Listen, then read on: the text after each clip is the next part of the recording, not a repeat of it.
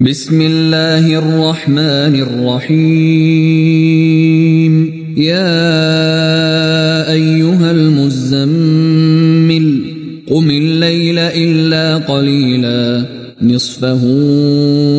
أو انقص منه قليلا أو زد عليه ورتل القرآن ترتيلا إنا سنلقي عليك قولا ثقيلا إن ناشئة الليل هي أشد وطئا وأقوم قيلا إن لك في النهار سبحا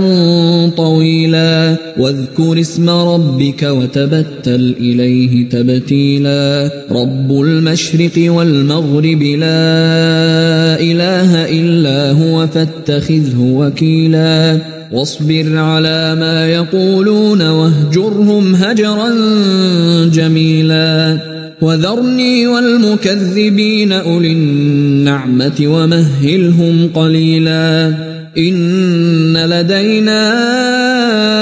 أنكالا وجحيما وطعاما ذا غصة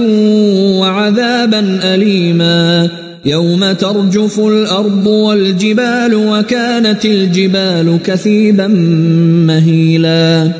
إنا أرسلنا إليكم رسولا شاهدا عليكم كما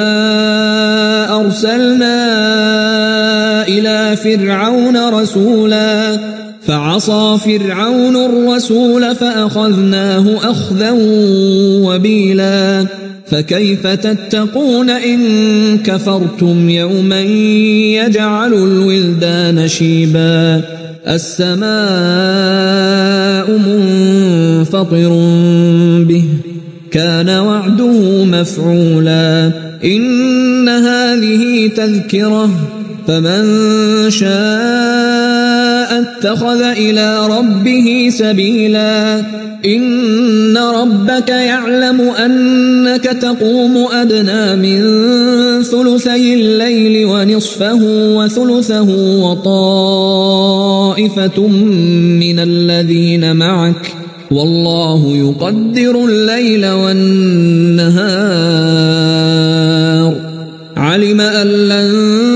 تحصوه فتاب عليكم فاقرؤوا ما تيسر من القرآن علم أن سيكون منكم مرضى وآخرون يضربون في الأرض يبتغون من فضل الله وآخرون يقاتلون في سبيل الله فاقرؤوا ما تيسر منه وأقيموا الصلاة وآتوا الزكاة وأقرضوا الله قرضا حسنا وما تقدموا لأنفسكم من خير تجدوه عند الله هو خيرا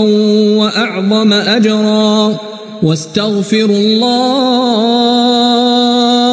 إن الله غفور رحيم